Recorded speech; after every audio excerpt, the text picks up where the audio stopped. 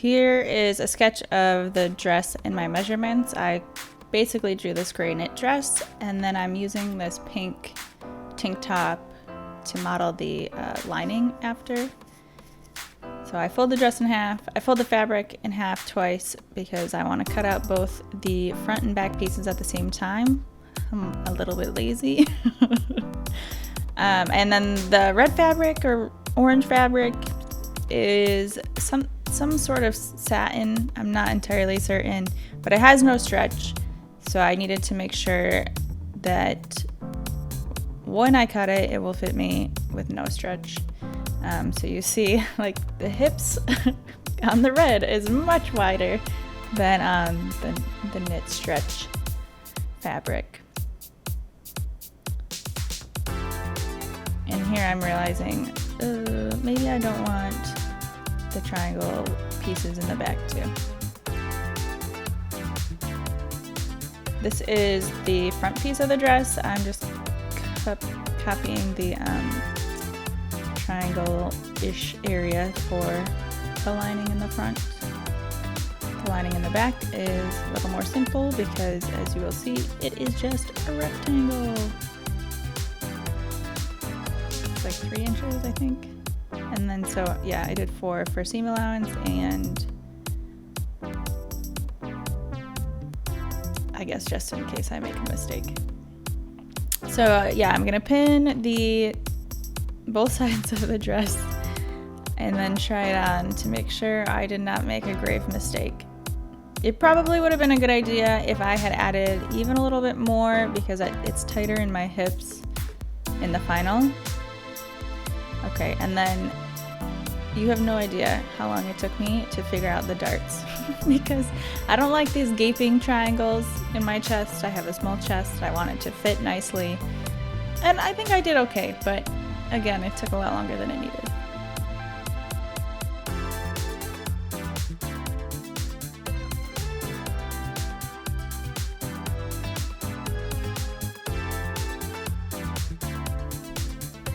So now I am attaching the lining to the front of the dress, and then I'll pin the lining to the back of the dress.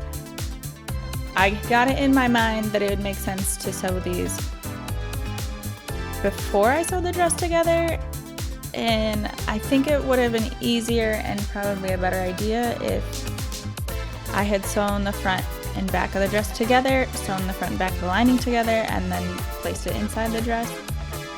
But instead I did like this kind of weird back and forth way. And here I'm doing a zigzag stitch along the edge of the bottom of the lining because it's just gonna float there. I really make the worst zigzag stitches, so you're not gonna see any close-ups because they look so aggressive. It looks so bad.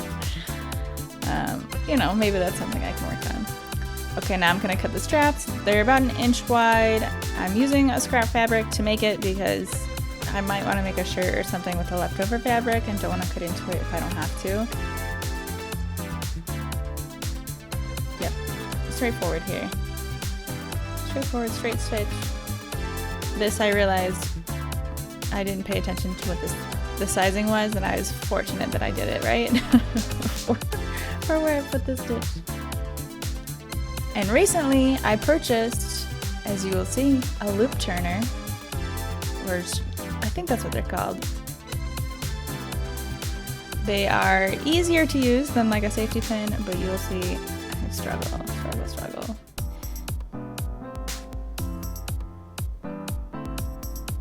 And this is sped up like 1,000,000 times.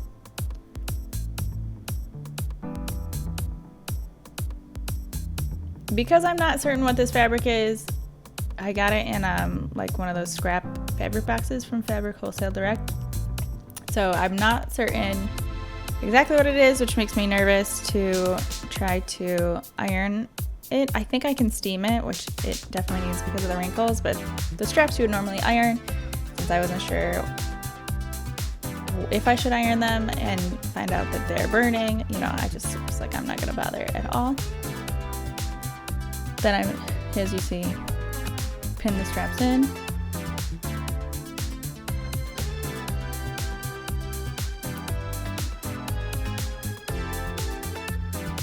I noticed that about 50% of the time I put the pins in the right direction and 50% of the time the wrong direction. I don't know what's up with that.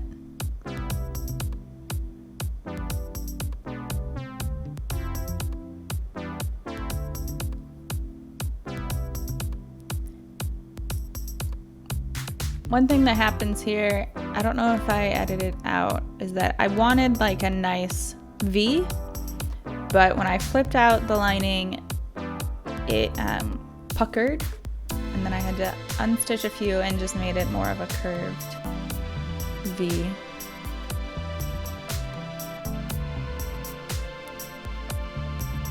Yeah, I cut it out.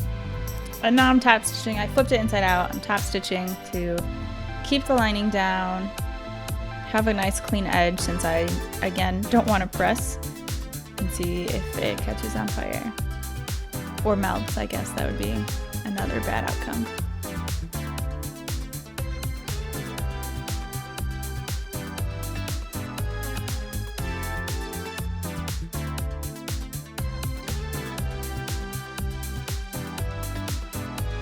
Right, so I'm pinning the front and back of the dress together. I should have pinned the other way and then started at the lining side and go down, but I did not. This quick thing with the ruler, I'm just making sure that I put the slits, I put the last pin at the same spot so that the dress has a slit, and I'm starting at where the slit would start. Again, I should have started at the top of the dress and worked down to the slit, but I did not do that.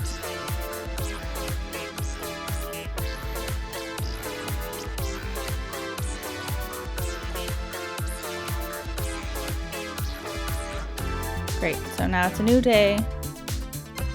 Make sure they're the same length, gotta put them in. This is very confusing because I had sort of half sewn the back of the lining. So again, do as I say, not as I do. So the lining separately and then attach it separately. Don't do this like attach the front to the front lining, attach the back to the back lining, try to make it match up, try to add straps. It's too much back and forth.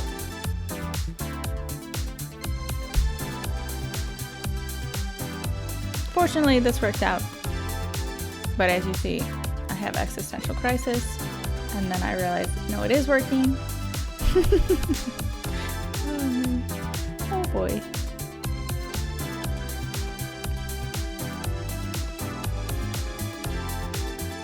Alright, now I want to top stitch, and because again the iron issue, I'm like pushing the fabric to the seam so I can try to pin as close to the seam as I can so that it's like a nice flat top stitch, and I think it worked.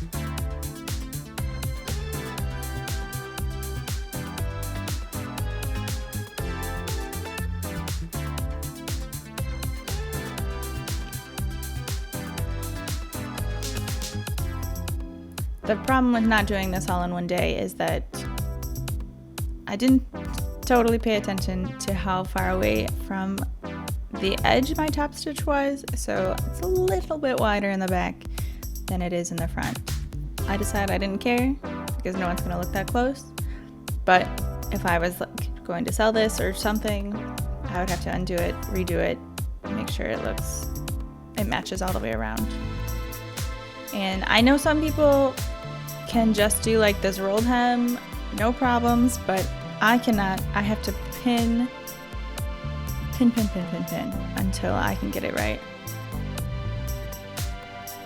Also, this is slippery fabric, but I feel like people who can do that, they're unaffected by slippery fabric, where I am just at its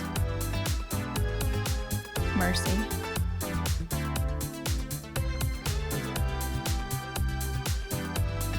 Thankfully, my really long, slow version worked out. I would have been so upset if I did all that pinning only for it to not work. Alright, stabbed myself. Yep, came back with a band-aid.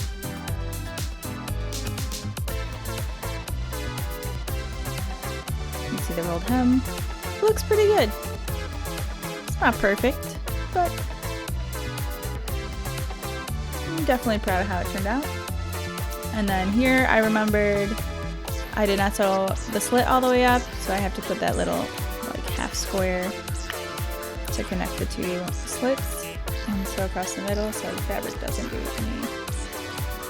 Really, so fabric doesn't do what it wants without me. So rolling the hem of the, I don't know if this is the back side or the front side, but the other side that did not have it yet.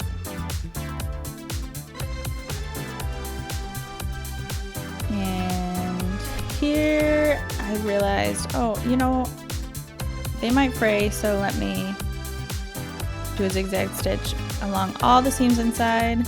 And then I thought, oh, well, I'm leaving a lot of fabric there, so let me trim the fabric, and then I can do a zigzag stitch. My zigzag stitch, again, is hideous, and I'm sure there's a YouTube video I can watch that tells me how to make a nice clean zigzag stitch to prevent fraying. But that's basically the final step. Oh, I cut off like the excess of the lining because it doesn't need all that, and then zigzag stitch everywhere. The chest, it's a little high, which is more on the it being tighter around my hips than anything else, but overall, success. Thank you for following along on my first sewing tutorial. Normally I just post photos on Instagram of like before and afters, but this was fun to try. One, something from scratch instead of upcycling, and two, filming it. Anyway, so I guess like and subscribe, as all these folks say on the YouTube, or do what you want. I'm not your boss. All right, bye.